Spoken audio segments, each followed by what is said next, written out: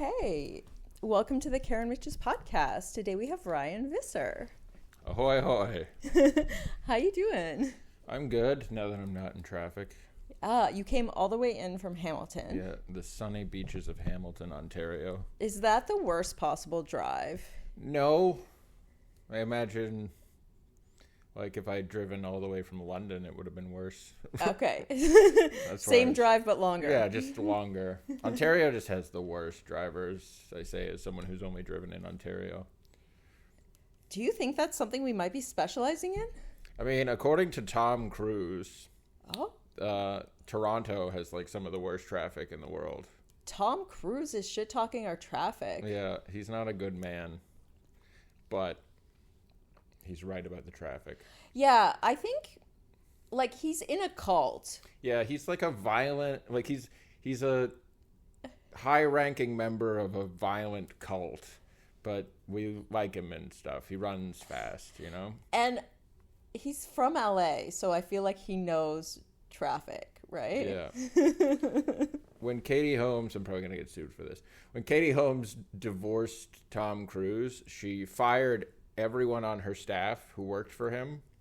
She got a separate apartment in New York, a secret apartment. She consulted with multiple lawyers in different states, depending, like, in case the divorce ended up, like, happening in another state. And she took the children and fled to that apartment while he was in Greenland. Jesus. And then she called him on a burner phone and divorced him. Oh my God. Now, that is not something you do if you're with a normal person. No. You know? And they were like, cool, he knows how to fly fighter jets. And it's like, that's fucking terrifying. I'm afraid of Tom Cruise. I think more people should be. I hadn't really thought about it, but now that you say it, that does sound terrifying. Yeah, like let's let this absolute lunatic fly a fighter jet. What do we do when he decides to wage war on humanity?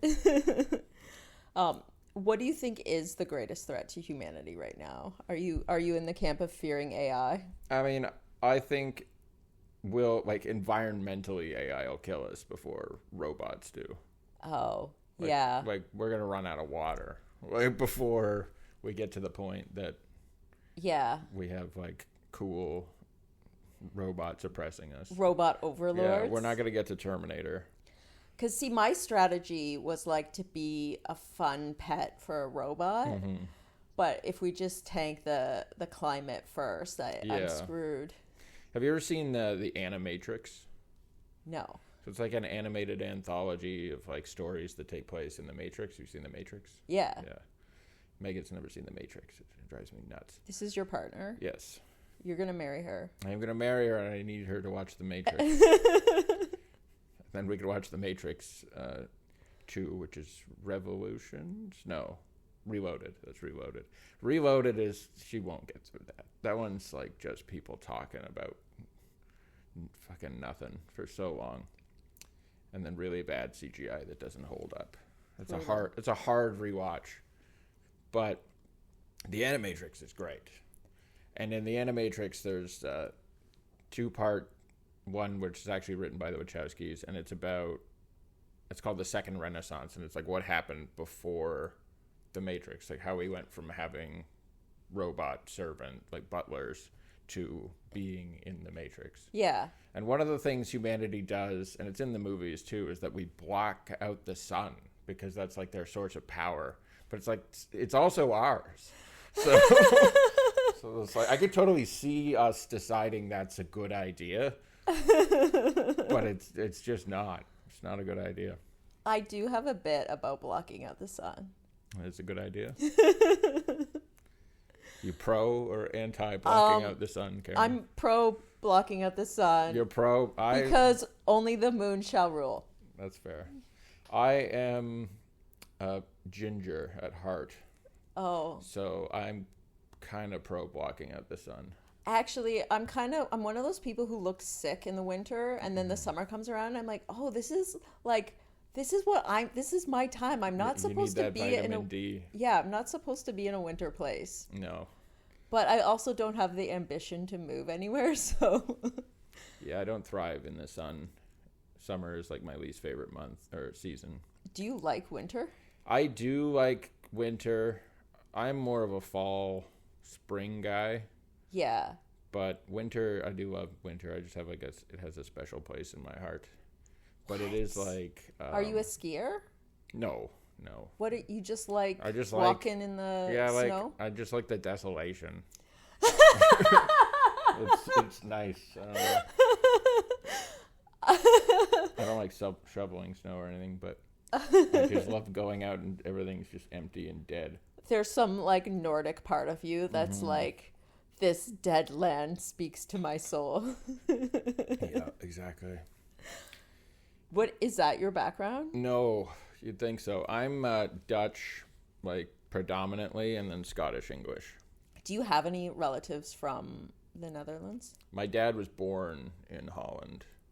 But grew up over here? Yeah, grew up over here. We don't really talk to that side of the family. Sometimes they'll like peripherally enter my like awareness through Facebook. Yeah. Which is like never how nobody's ever doing well when you see them on Facebook, you know? Like I went to college with this girl and she posted on Facebook, and I hope she hears this, that like she bent a spoon with her mind and she posted a picture of the spoon. Oh, and like a bunch of pictures from the event like the day of, and it's like you couldn't have taken a video? Your phone was seemingly right there. Like, oh, is that because you didn't do it? Like, what the fuck? That's amazing. I hope she's getting the help she needs. Yeah, I think she's Christian now. There's like a deep like level of terminally online that comes out evangelical Christian. And I feel like COVID really boomed that. Yeah. But I'd love for there to be studies into this. So I feel like that's all of what's happening to the United States right now. So I got indoctrinated into astrology like during COVID. Mm-hmm. Do you think I'm on the path to evangelical Christianity? Maybe. It's like... I think... astrology is like pretty far off from like I'm thinking like if you got really into Alex Jones, yeah, then you're gonna come out like Alex Jones himself comes out like super Christian. I was really into Alex Jones when I was a teenager, and he was less crazy than he is now. Is it is it conspiracies and then the evangelicism? Yeah, I feel like that's like it's just this like deep digging, and then you come out. I mean, maybe that's because you figure it out. You're like, oh, yeah, the ultimate you secret. You get to the bottom, and then you're like, oh shit, the kingdom of heaven is within me. Yeah. Yeah, they did kill JFK. 9/11 was an inside job, and Jesus walked the earth. What is the 9/11 is an inside job? Like Bush wanted to do 9/11? There's like. One of my favorite representations of this is, do you know the Whitest Kids You Know? No. They're like a New York sketch group who had like a show on IFC. Zach Kreger was in it. Zach Kreger, who went on to direct Barbarian and Weapons. Wow. And Trevor Moore, who was on that, he has this sketch or song, I guess, called Kitty History, where he like explains American history through the lens of a parallel universe where it's all cats. And there's like a lot of layers to it, but basically it is that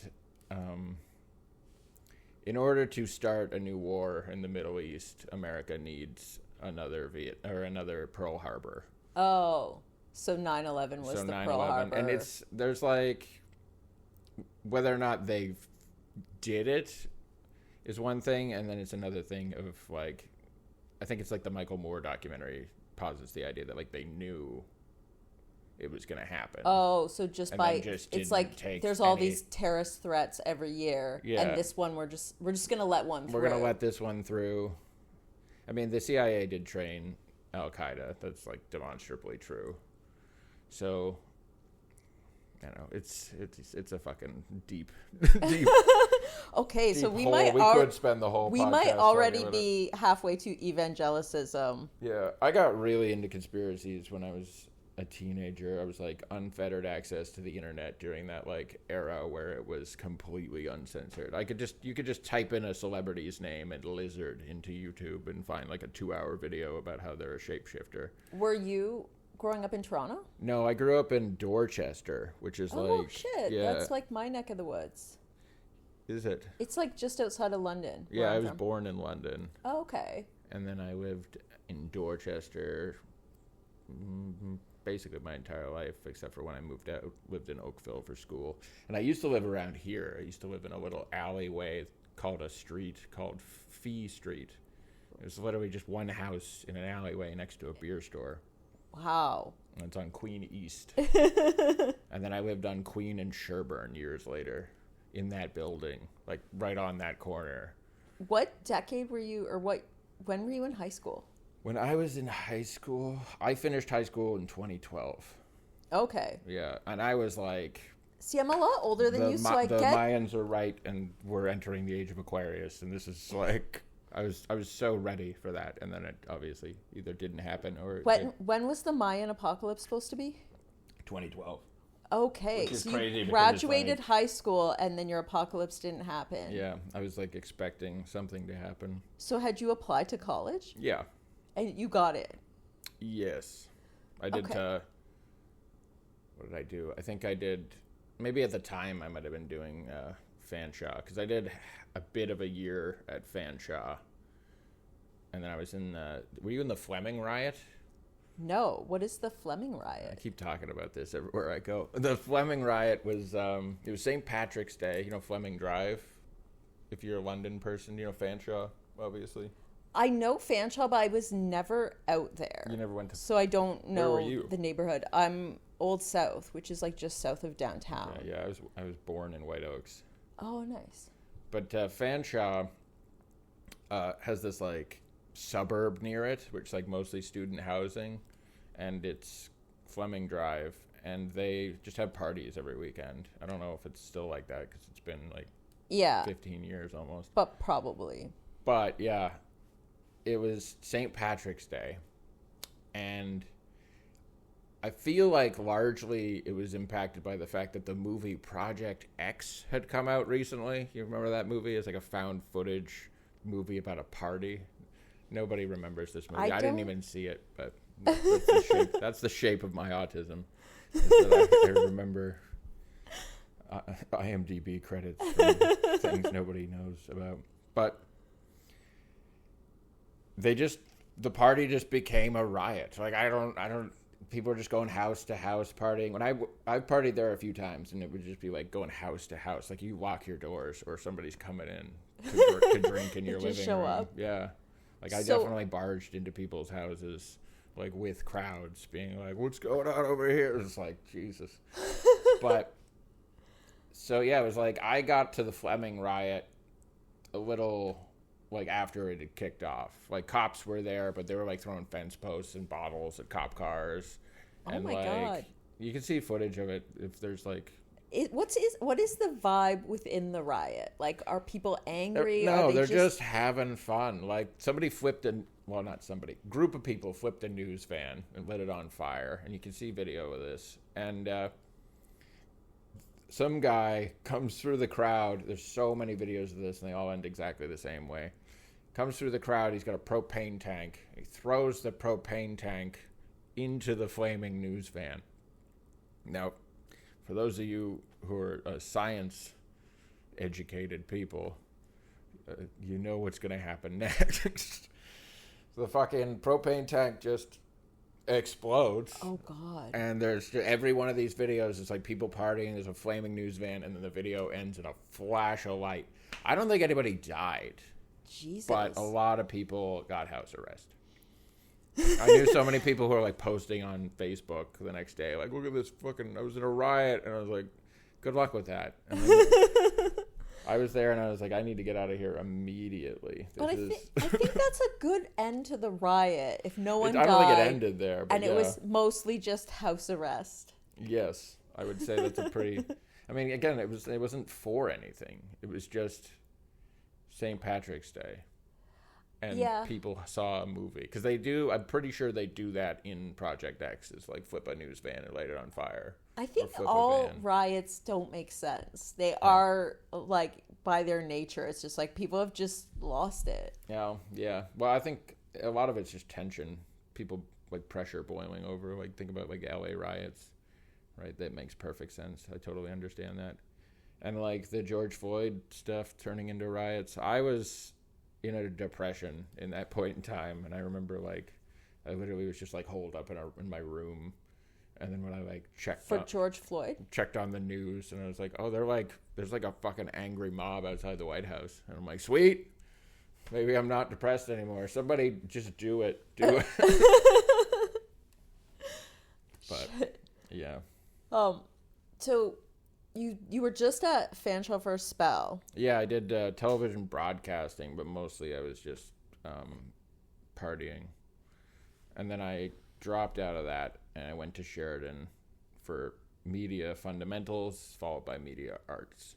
And was that a dream? Like, I feel like Sheridan's... I got to direct a few shorts, and, like, I met a lot of great people.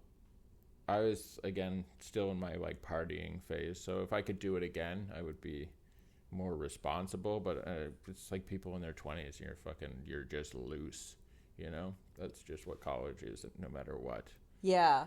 I feel like if you don't regret, like, partying too much when you're younger, then you regret being, like, too uptight and not having certain experiences.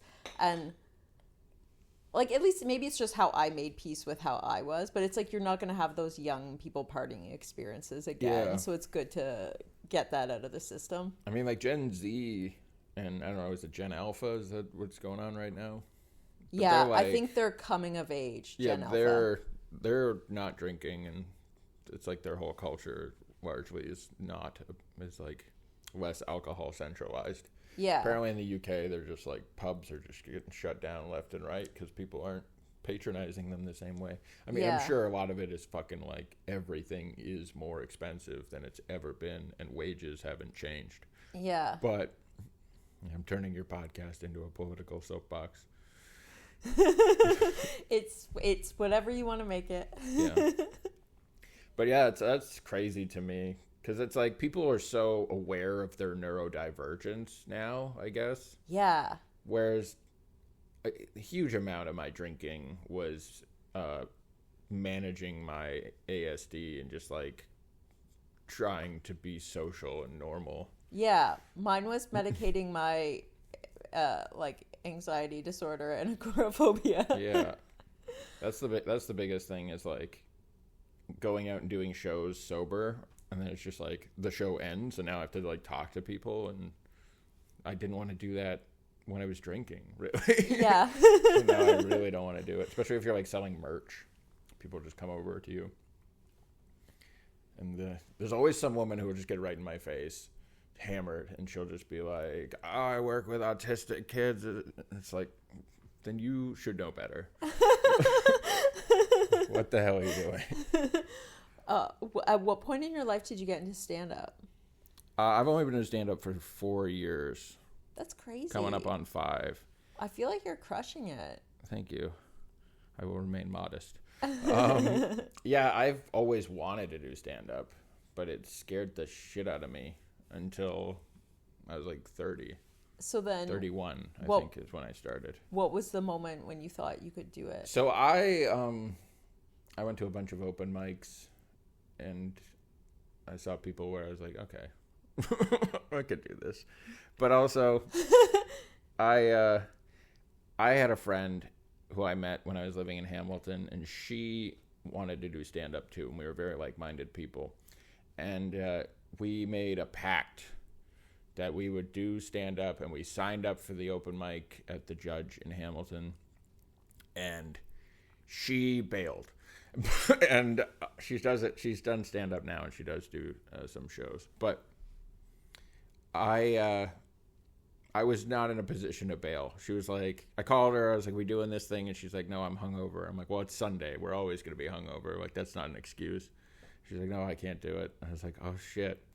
And then all of her friends still wanted to go, So it was, and they were like my friends too, some of them. So it was like me, and they're all like women in their 20s, and they all came to my house, picked me up, and then drove me to my first open mic. And it was like I knew two of them, and I was like, they were just having a great time, and I was like having a fucking full-on panic attack the whole time because I was also hungover. So you got peer pressured into the open mic. I got kind of forced into it by a posse of 20-something girls. Yeah, just sort of like the reality that I said I would do it, so I was like, I guess I got to do it.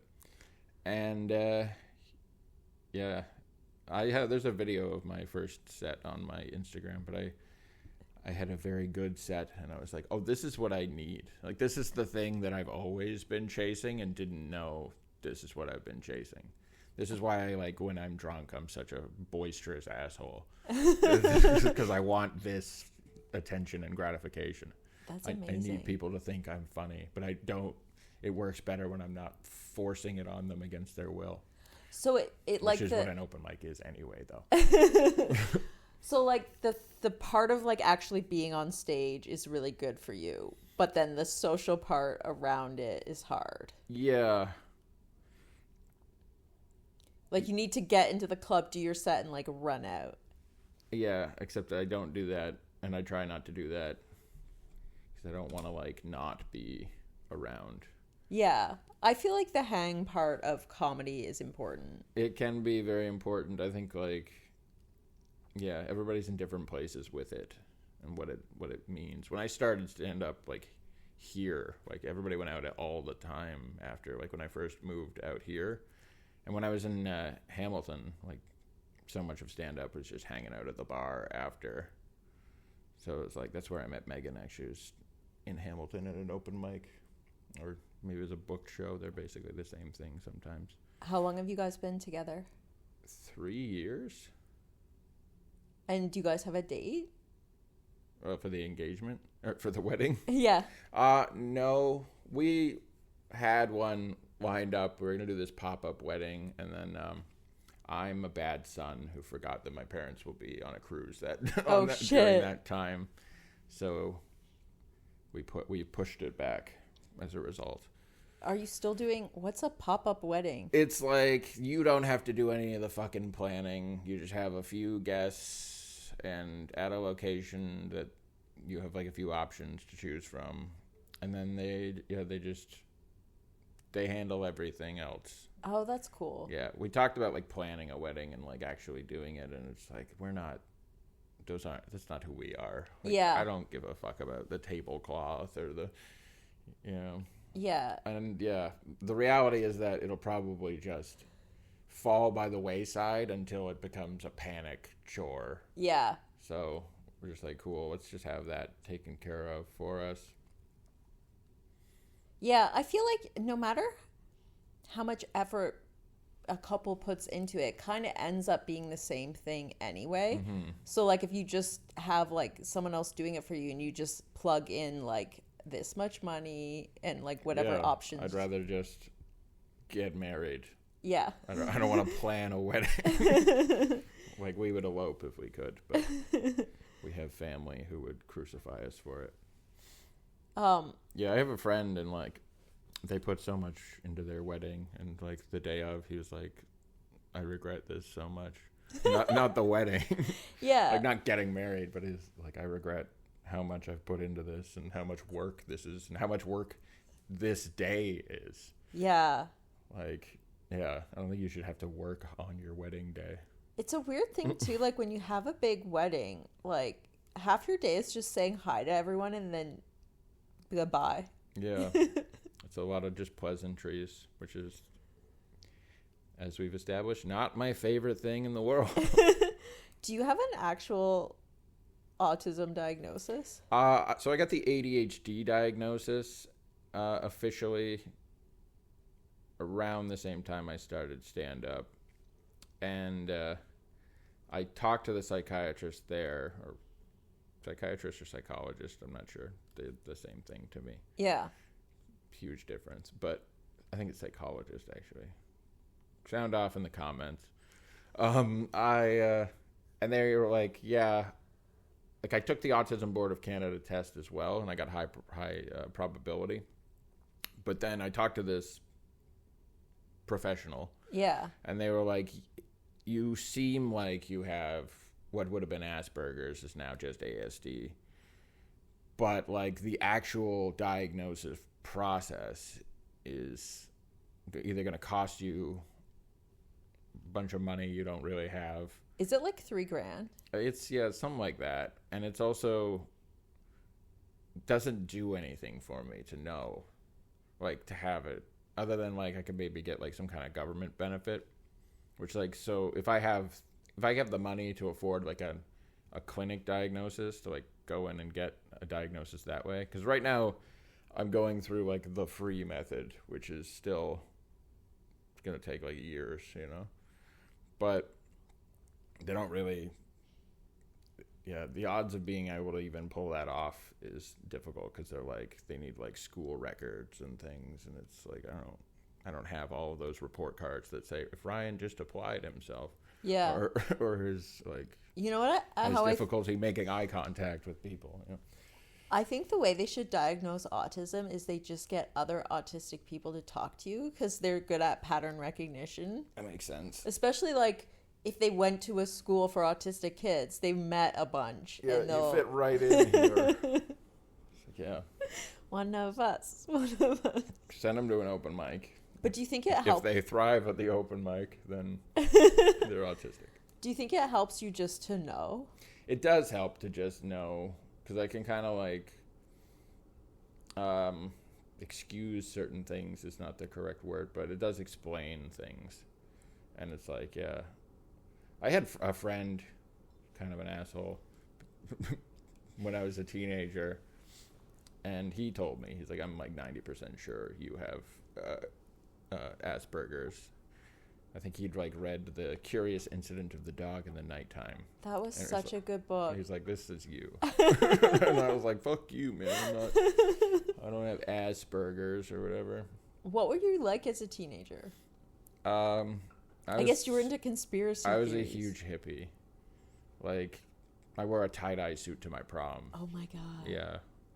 Like, huge hippie. I was, like, chasing higher planes of consciousness level of hippie. And then I kind of, like, came out the other side, like, all right, now what? Yeah. I didn't transcend. I'm still here. I gotta fucking get a job and live. Yeah. Yeah. You knew you weren't on, like, a average path. Yeah, I was, like, really into Terrence McKenna and, like, Tim Leary and, like... Who's Terrence McKenna? Terrence McKenna, he was this figure from, like, the 60s, 70s, and he, I think he was a student of Albert Hoffman, who created LSD, and he, like, traveled the world consuming psychedelics and, like, believed in this concept of, like, higher consciousness. He was like a psychedelic philosopher, basically. He was, yeah, like, you know Tim Leary? Yeah. So he's like Tim Leary, but for mushrooms more than acid, and, like, less of a obvious CIA plant. Was Tim Leary a CIA plant? I don't know. He seems like an asshole, though. I know that he, like, disowned Richard Alpert when he found out he was gay. Oh, shit. And that's Ram Dass. So he's like, yeah, it's like, you can't be an open-minded acid hippie guy if you're like, oh, but yeah, like, there are higher planes of consciousness, and, you know, we're eternal and we're all one singular being, but, you know, marriage occurs between a man and a woman. It's Adam and Eve, not Adam and Steve. Yeah, I think sometimes you find out some people's philosophies are very self-serving. Oh, yeah, I'm a straight white male, so like, people will just tell me things that they believe where I'm like, oh, good God. Especially if you ever work a job where you have to wear a safety vest, your coworkers have strong opinions about immigrants, COVID, and really so many other people, Jews. Dear God. Yeah.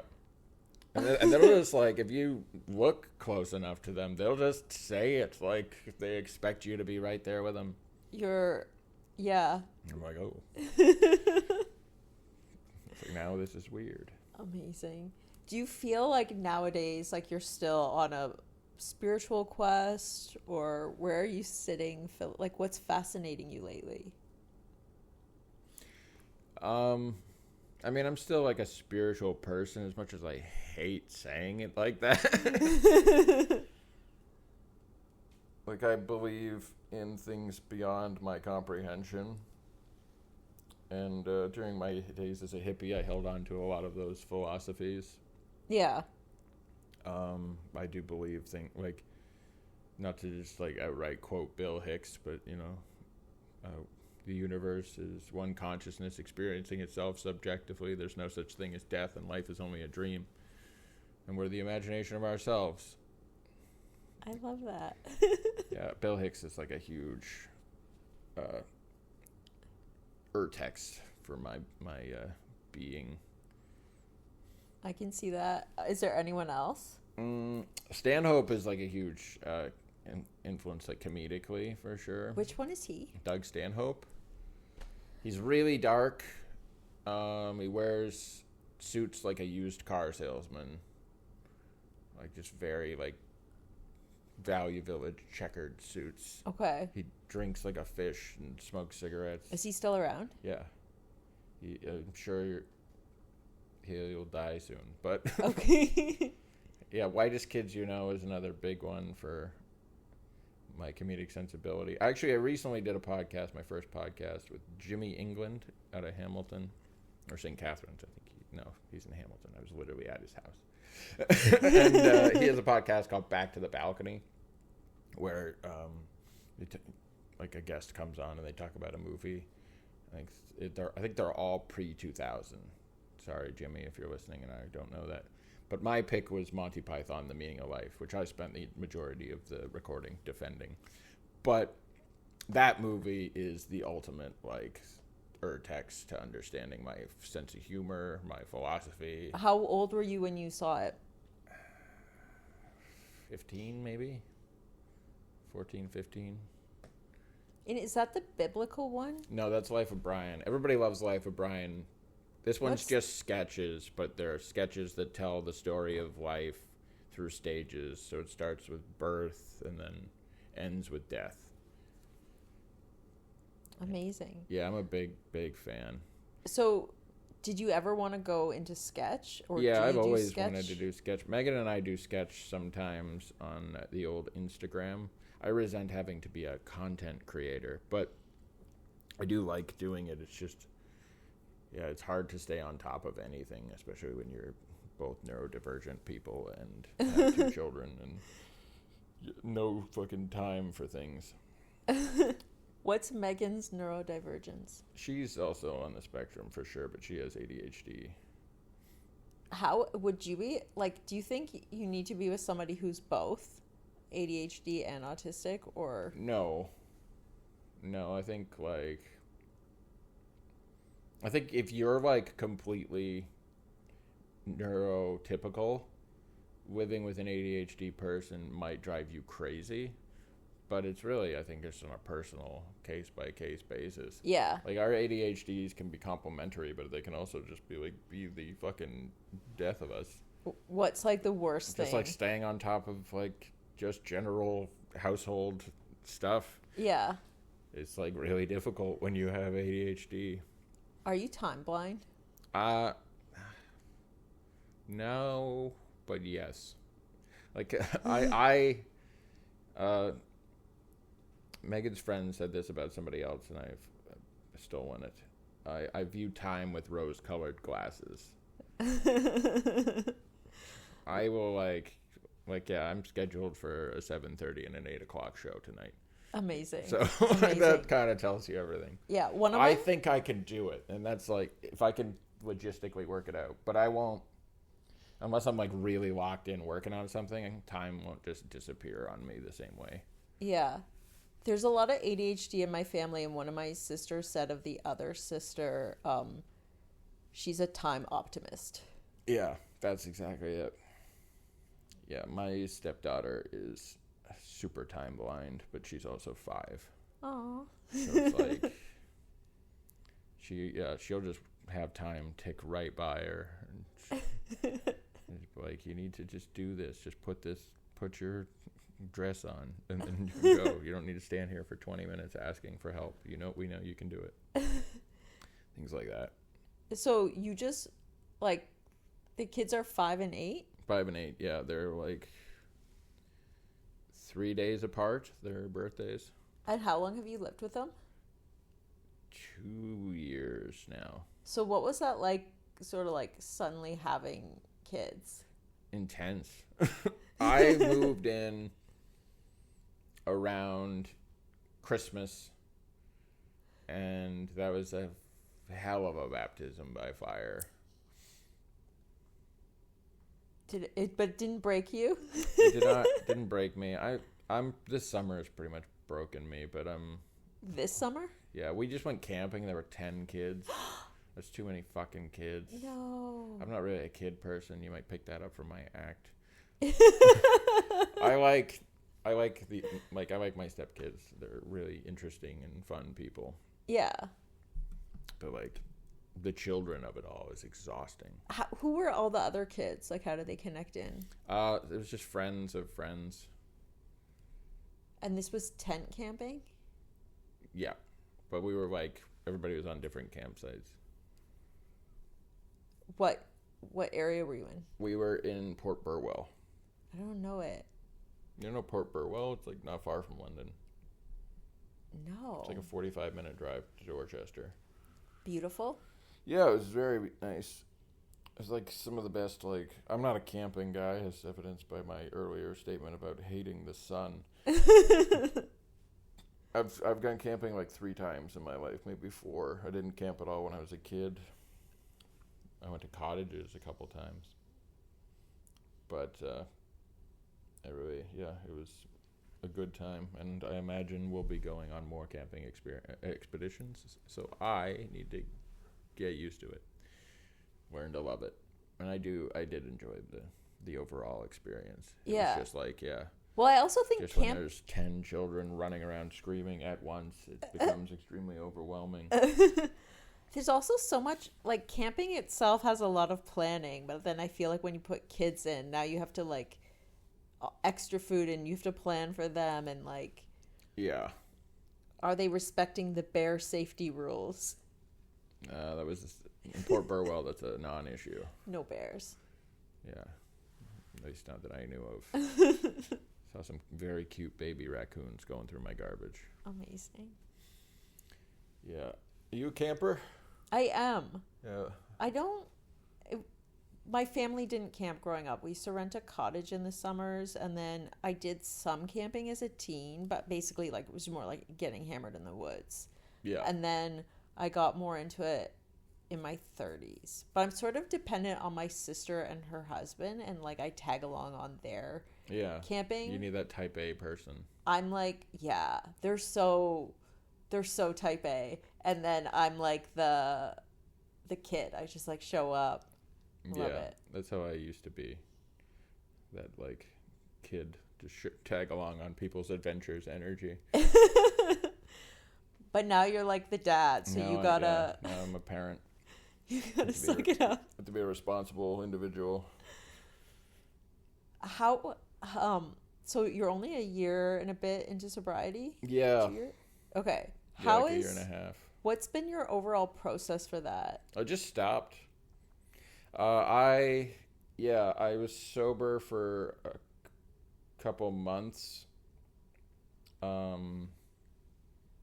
Like before I got sober, and then I, aside from me and some friends shot a short film, which I've taken like 2 years to edit. It's coming eventually, and my friend and I play 2 baseball dads, and we're just like drinking the whole time. And I was drinking non-alcoholic beer, but we had these like fake labels on the beers, and he was drinking beer, and there was a lot of like. And if I watch the footage back, I'm like, oh, I'm drunk. Like I definitely am hammered in this video, because it just keeps getting mixed around these beers. But aside from that, I was 3 months sober, and then I was like, okay, there's a Halloween party coming up. I'm just gonna get fucked up. Like I'm gonna do that. I'm gonna see if I can just do this, fall off the wagon for one night, like go hard, and then get right back on. Because if I can do that, then I can just do that throughout my life. Yeah. I can do moderation, sort of. Like infrequency. Very, yeah. There's no way it wouldn't just grow out like balloon, though. Megan always likes to say if I could do moderation, I would have done it. Yeah. But, so I partied my ass off, and at that party, I got COVID.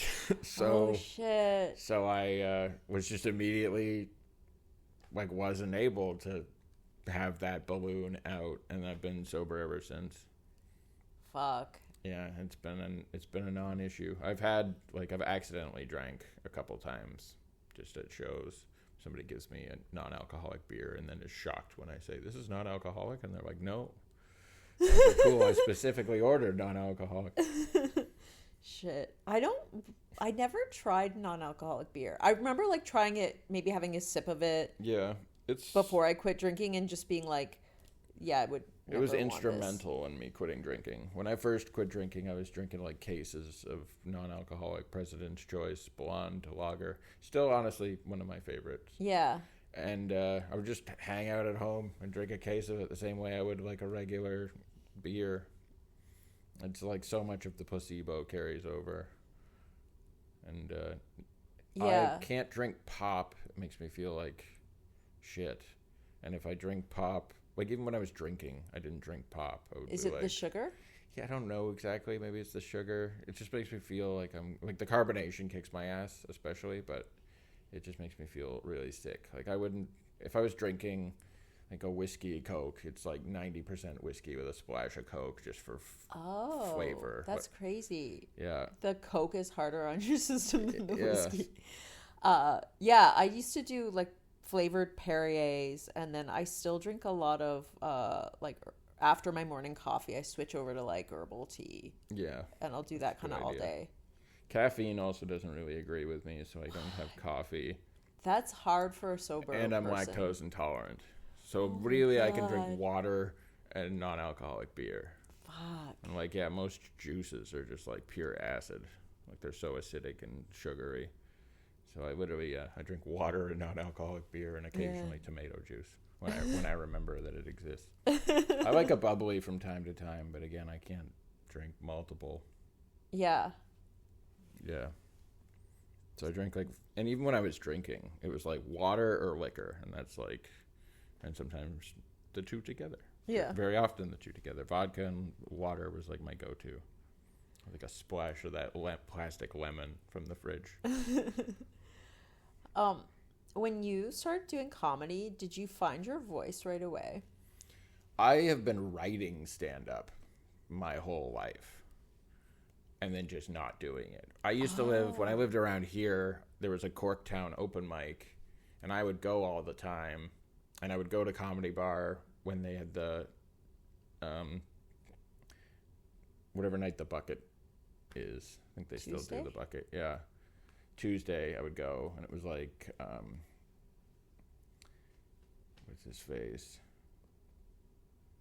Jared. Nathan? No. He's like, he lives in New York now. And Marito Lopez, they like co-hosted the thing together.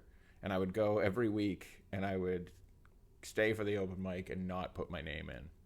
And I would go to that other open mic in Corktown, and I would just not, I would bring my notebook, and I would not do it. And then last time I was there, I had to promise that I would. Yeah. And then I never went back because something else happened that actually like pulled me away from that area. I think I moved. But yeah, I've always wanted to do stand up, and I was just so you were writing it, but I've had notebooks my whole life. Granted, I don't think anything from those days, except for some bits that I do like have half developed, has ever really hit the stage. But the process of doing But that must have like been building. And I write stand-up the same way I write a story, where I just like write with story structure in mind. So it's like beginning, middle, and tag. So it's like most of my jokes have like a full trajectory. Oh shit. That's like, I'm not a one-liner guy. I find that extremely difficult.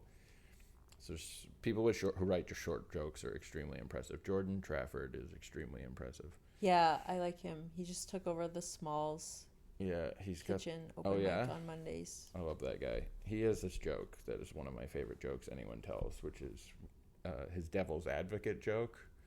I don't know. We can beep this if he gets up our ass about it. But I tell him this every time I see him, that I love this joke. That he's like, I love to play devil's advocate. So, for example, my friends will say like, "Oh, I love the Beatles." So I'll say, "I hate God." Like, I just butchered the hell out of it. But God, it's one of the funniest jokes I've ever heard in my life. I can picture it too, because Jordan has that like delivery. Like, I guess it's a deadpan, but it's like slow, deliberate. Brenton Huxtable is another incredible short joke writer. Yeah. Jeff Hobbs, obviously. Yeah. His album's crazy. It's like, did you hear like the album? 160 jokes in. Were you there for the recording? No, I was not there for the recording. Just heard it. Yeah, I've heard the album. Is it out? Yeah. Yeah, it's on all streaming platforms, and I think there's a How many did you say? Video. I think it's 168, he told me. Jesus. Yeah, packed into like half an hour. That's so cool. Yeah, he's so rapid fire. But he does like take his time on the album, especially. Yeah, I saw this thing with Anthony Jeselnik, and he said like when he started his career, he didn't realize how hard what he had chosen to do was. Mm-hmm. And then like compared to other comics, he can't have albums as frequently. So just to put together an hour of he jokes. never talks about his life or anything. Yeah, it's I kind of inadvertently fell into a very Jeselnik style. Like I never considered him a huge influence, and then taking a step back, I'm like, oh yeah, like there's huge overlap in our styles. In what way? Just like this fairly innocuous starts to things, and then very dark pivots, and like slow, deliberate, deadpan. So he was influencing you, but you have such a different structure that it's not as obvious? I mean, I guess if you don't see it, maybe I'm just self-conscious of myself, which I am, but that second self is extremely redundant. Self-conscious of myself. Who else should you be self-conscious of, Ryan? Yeah, I think my first joke I wrote, I think was my Amber Alert joke, which is actually one of my shorter jokes. And then the second joke is the Make-A-Wish joke, which I've kind of shelved for a while. But I don't think there's anything from when I started that I've like thrown out. Yeah. I still do the Amber Alert. It's like one of my most consistent jokes. 101 Dalmatians also like right behind it. So when you're... So I'd kind of, I guess, if the voice I have is what I have, like my voice now is my actual voice, I had that immediately. Yeah. But probably because you were developing it like a long time before you started doing stand-up. Yeah, I've been developing, and how my sense of humor reaches the world. Like my short films were similar. Like if say, I don't know, it's weird because it's like a different medium, but it's your same, but yeah, it's one person's sense of humor. So that's the thing that scared me the most about stand-up is this, it being so personal and just you know, like if a movie I work on isn't good or like some larger project, it's a team failure, you know. Yeah, but it's just like that's just, and there's like characters too through like the lens So maybe they hate the characters, but they don't hate you specifically. But like when you're on stage, it's you. Some people are like extremely like they are still characters. I'm a character on stage, whether like not like a but you know what I mean. I have a very I don't actually kill people. But if you watch my set, you might think I do. But you're kind of like playing with like your own vibe and how people have like reacted to you. Yes. And I have a very dark sense of humor, obviously, and I can be very like black and white. Like I have a joke about the Premier of Ontario that expresses my honest opinion about the man. Do you think you like in your material broadly that you reveal a lot of like your true self? Yeah. I think like ideologically it's all on the table. Yeah, for the most part. And I'm working on building that out more. I am like a very left-leaning, but not liberal. They're basically just conservatives. But I'm also, I believe, I have a very absolute manner of thinking.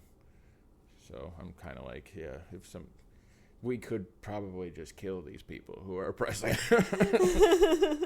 And that's on the table. Like that's like the thesis of my act right now is that the amount of people who need to die to make the world a better place. Not that long of a list, to quote my own act. Is that something you struggle with anywhere else in your life, this kind of absolutist thinking? Yes. Yeah, I'm in therapy. So I'm trying to think about not having such a fixed mindset. Has your therapist given you any insight into it? I've had 2 appointments with this one. Okay. Yeah. So we just settled on the fixed mindset thing being the move. Because I feel like I have people in my life who are very absolutist in their thinking, and I don't have a response to it. It's just sometimes like we're talking about something, and it's like I get why you might feel that, and I don't know how to explain. That's like it's really hard not for everyone to just be in an echo chamber.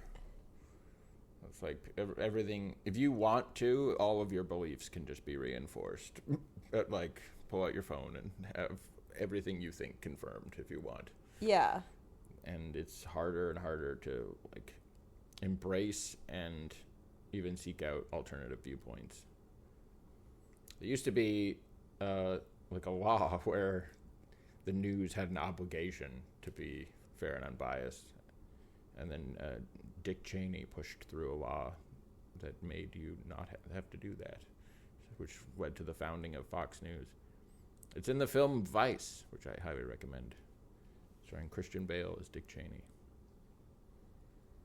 Do you feel like there's any, I don't know, like there's an antidote to this kind of thing that you can see, or do you just feel like we're like to us circling the drain as a species? Yeah, or as radical violence. Do you think radical I think violence... the only path forward qualifies as domestic terrorism.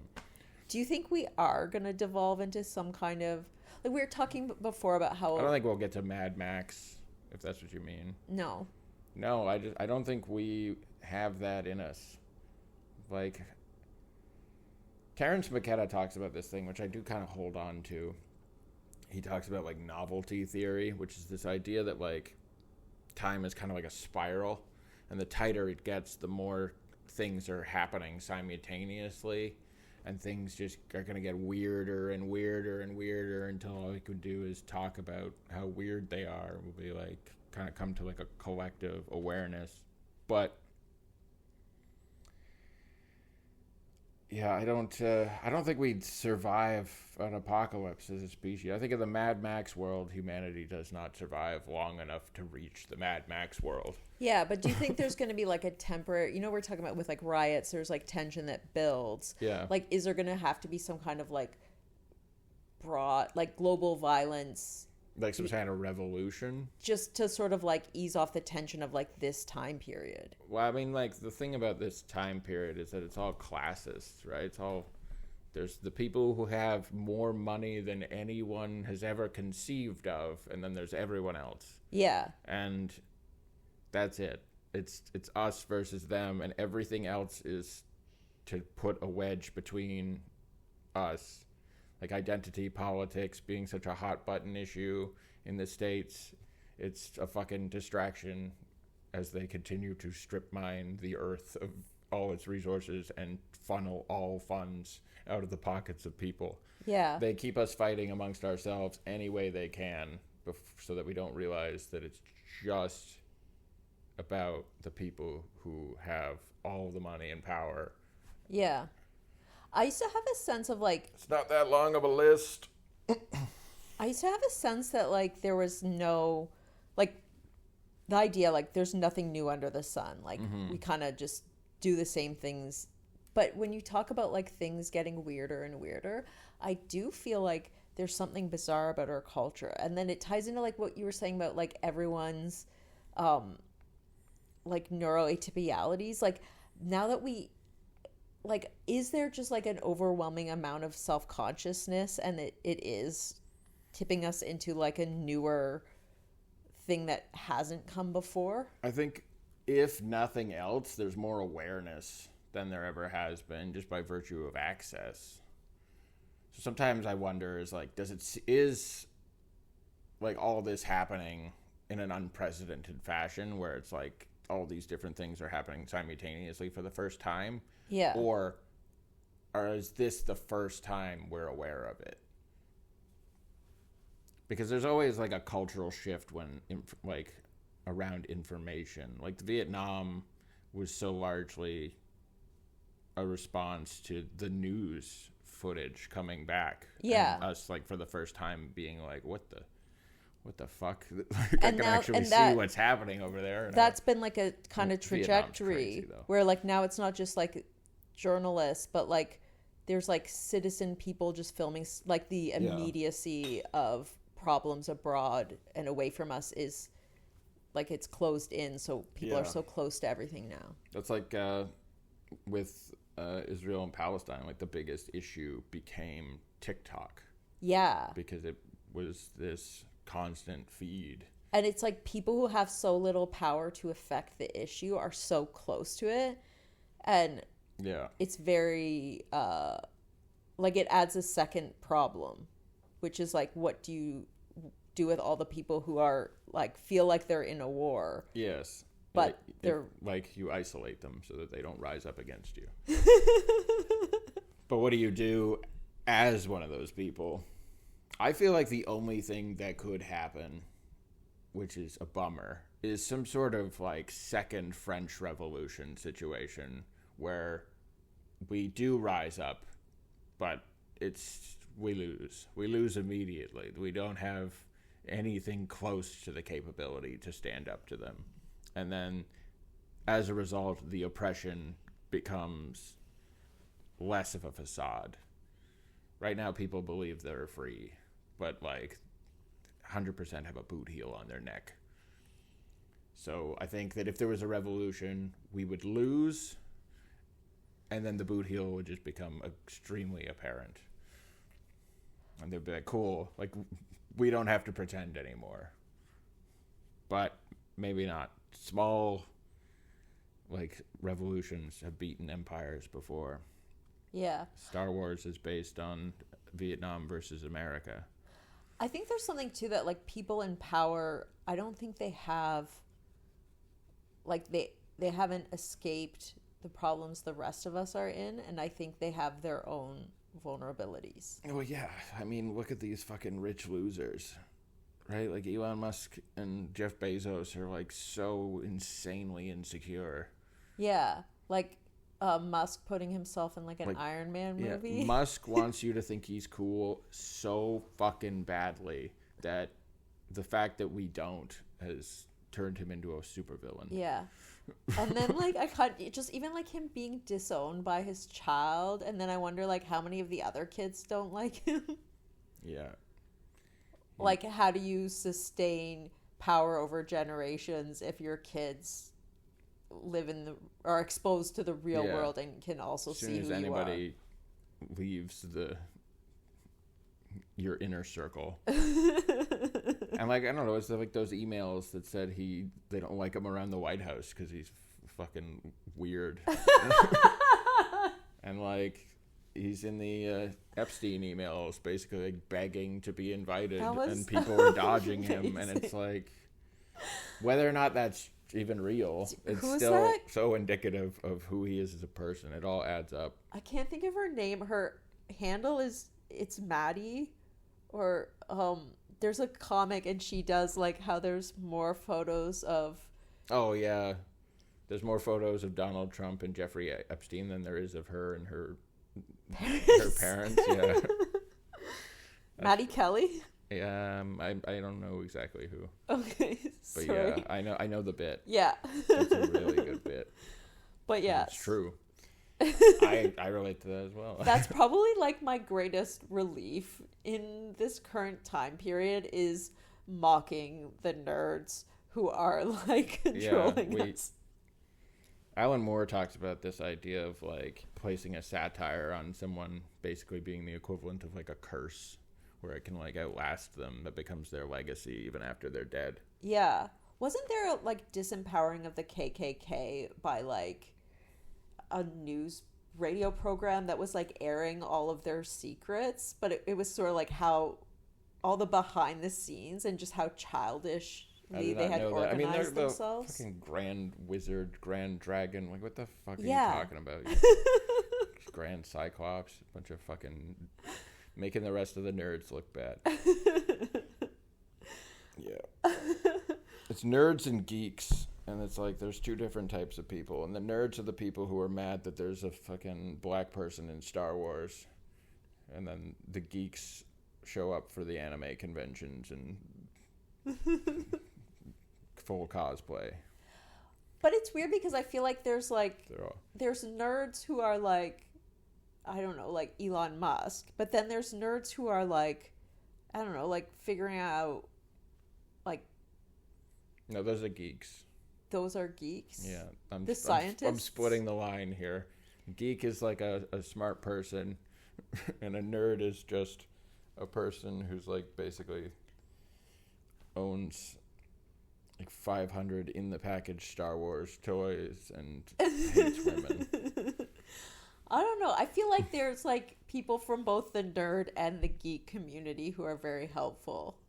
It's just like where you direct your powers. I'm doing broad generalizations because they're the same.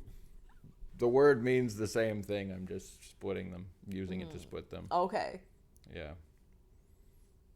Would you disagree? You think the nerds and geeks are different? Geek was more like about enthusiasm. So like fandom is like geeking out, but nerd is more like the type of intelligence, like high logic, high memory, high. So just an inversion. So nerds are smart and geeks are enthusiastic. Well, yeah. I'm thinking of Revenge of the Nerds, and I'm like, yeah, they're smart, I guess. They're fucking horrible people. But do you think, I guess like, we always have rich people. It's just we've never had this many nerds who were like the uber class, right? That's a good question. Yeah, I think I feel like it depends on the type of nerd. Like we've had smart rulers before. Yeah. Not smart, I guess, but like educated with access.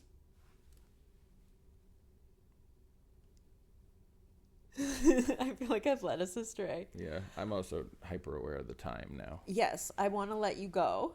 Is there anything, this is going to like, I'm trying to think when this is going to come out. This might come out quickly. Is there anything you have coming up that you want to plug? Yeah. I'm going to be for my Tall, Dark, and Autistic tour, which is what I'm calling it. I'm going to be at Spotlight on September 11th. I'm going to be in Bowmanville on September 12th. I've got a couple dates in October. I'm going to be in the Motor City Comedy Festival in Detroit, middle of September for like a week. A bunch of things that I'm forgetting right now, I'm sure. Okay, but we can also find you on socials. Yeah, it's at Ryan versus Comedy. Ryan VS Comedy. Amazing. Thank you so much for being on, Ryan. Thank you for having me.